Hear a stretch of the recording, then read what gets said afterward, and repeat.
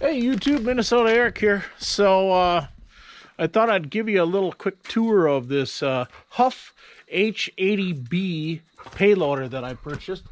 And my dog is making so much noise, I think I'm going to put him away. Take two. Before I took delivery of it, I knew it had at least 8 problems.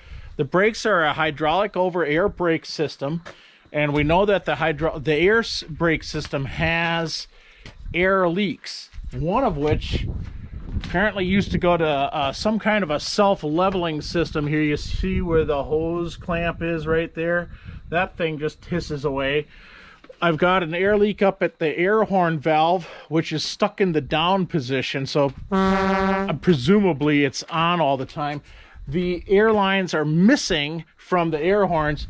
The air horns are tucked away on here on the right side. You can see them right there. And so I've got parts on order for the air brake system. I was able, my local fleet pride thankfully was able to cross-reference a foot-actuated air brake lever. And so that's coming. And then you can see here where I jammed up some banding. This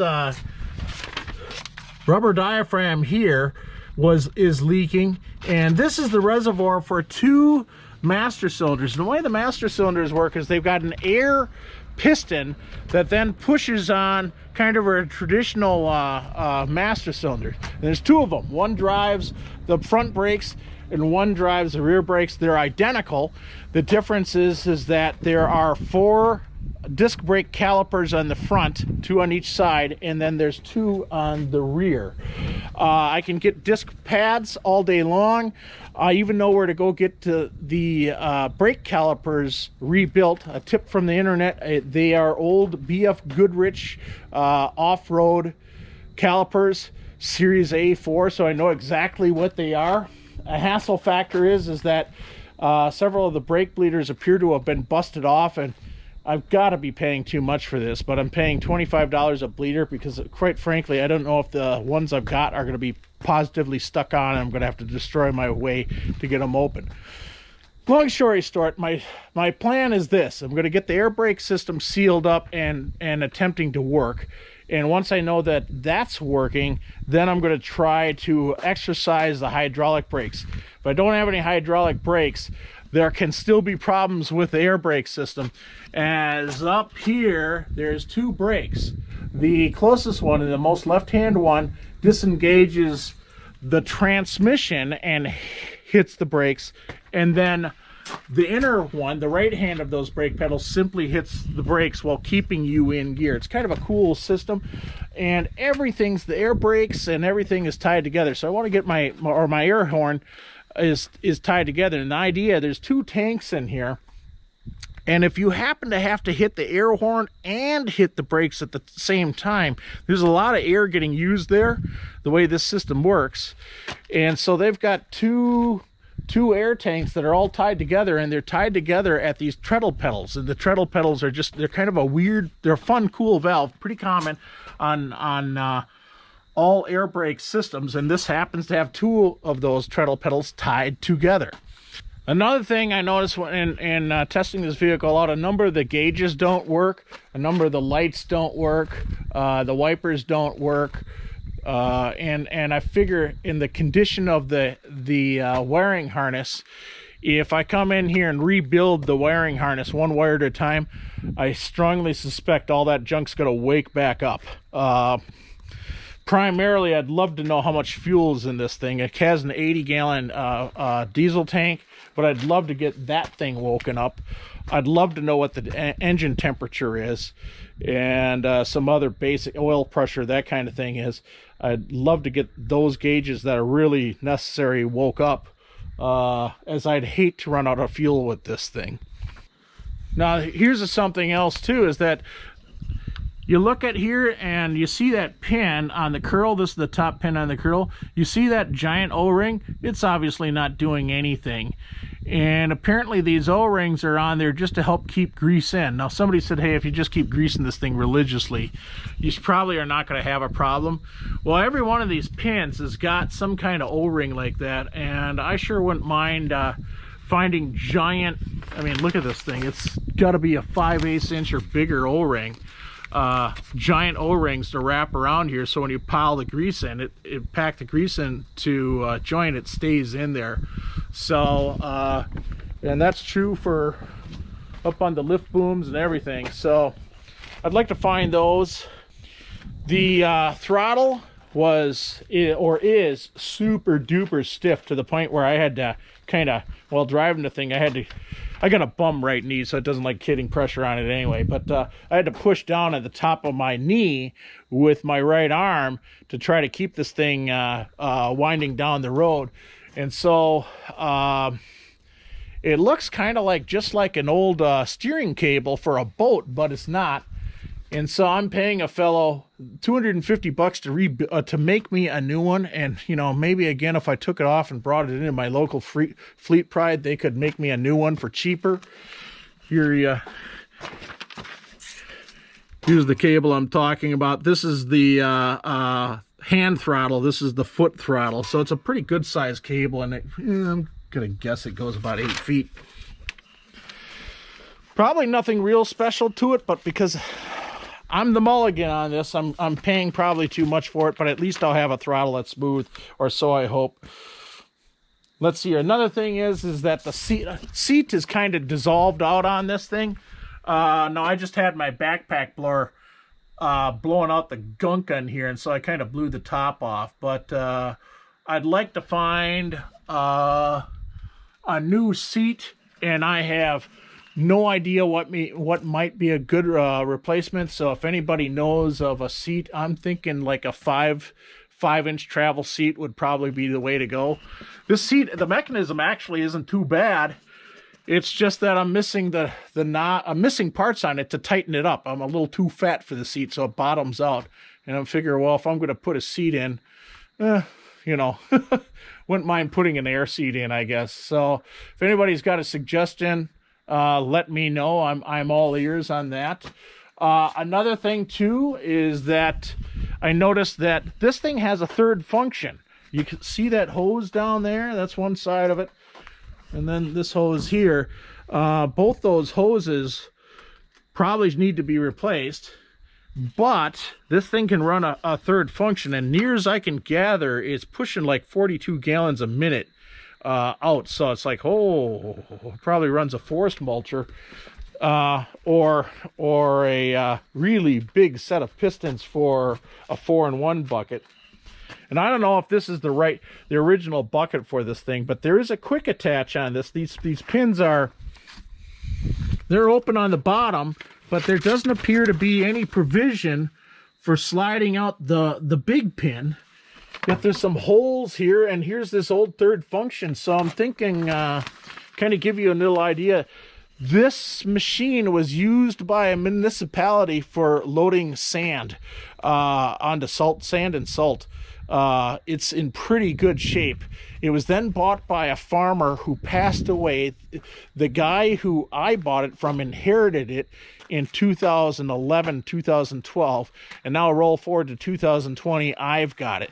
The farmer who inherited it, he put on about 130 hours over the course of 8 years, so not a whole lot. He did some maintenance and fixed some stuff on it. I'm thankful for that. And so long story short is that it doesn't look like it spent any time in a pit, which is awesome. And the bottom of the bucket is in pretty good shape. However, I see it's been bashed here, and we can kind of clean this on up here. I ordered in 10 pounds of 7018, and what I'm going to do is I'm going to drill out at the end of this crack to stop the crack from coming. And then I just chased on over to my buddy John, who owns A&C Lumber here in my county, And $65 later, he sent me down the road with 8-foot 4x6 ash, nice ash cribbing, and then oh, I don't know, what is this? 15 mystery 4x6 cribbing, which probably isn't good enough to sell to anybody, but it'll work good for me for cribbing. Some of it actually looks very clean. Some of them looks, well, you can see what the top looks like there, and you see the edge on this one. So it's John tells me a fellow buys that stuff from him, and that fellow then turns it around to the Amish, who then turned it into pallets. So if you ever wonder why you get some messed up pallets from our area, I've accidentally discovered the reason why. Moving on, the right side of the door doesn't latch. I have not looked at the latch. My life has been pretty complicated lately with doing real estate business, because that's my primary business, is I'm a real estate broker. And so I have not looked at why that latch is not latching. It's probably just something simple like the door is misaligned. I will say one thing though, I'm missing 3 latches for the battery boxes. And the battery box latches are pretty cool. They're one of these kind of classic spring-loaded J-hooks. And I can't find these anywhere. And I'd like to find 3 more just like this. The other side, the other 2 are crushed and or missing, crushed and or missing. And so I want to replace those. Other niggling things is, I can see that I got a lot of rust happening from 4 holes here. I can only imagine this was for mounting fenders. I think what I'm going to do is grind this down pretty good, slide in a piece of ceramic tile on the back side, and just do a quick butt weld on here, fill these holes, and then grind them smooth again and hit them with my cold galvanizing spray until we can come back with some better paint. Climbing up this thing is a bit of an adventure. We're already 4 feet off the ground. The top of the tires, I want to say they're what, 5.5 feet. And then let's see here. Again, I was blowing this thing around, so I was trying to. We removed the top axis panel. We removed the top axis panel here so we could gain a little, gain some visual ground space for working on this thing. Pardon me.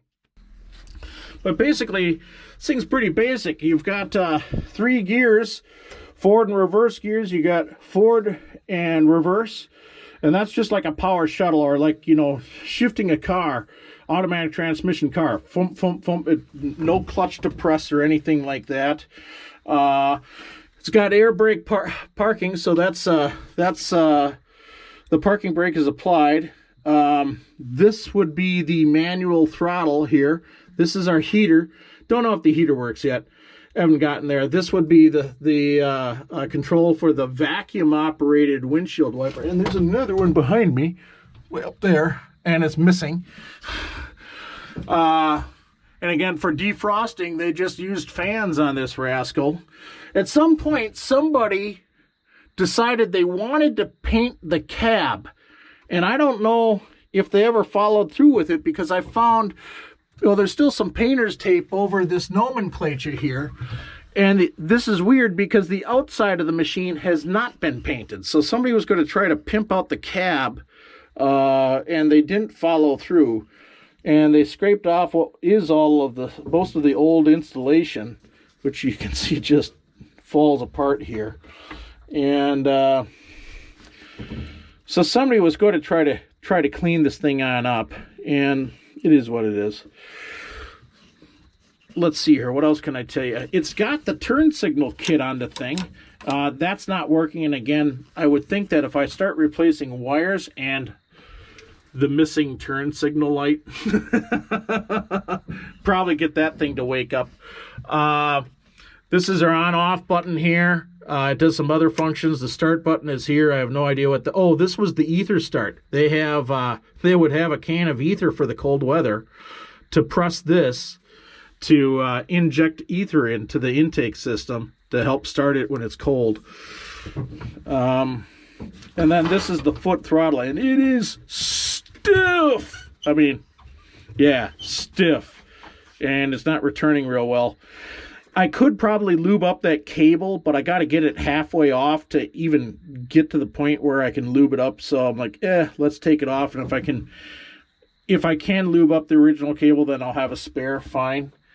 And but that's basically what the cab looks like and what the tractor's big problems are. There really isn't any engine issues. I have some questions on some parts on this engine I can't identify. Maybe I'll could jump back down and show that.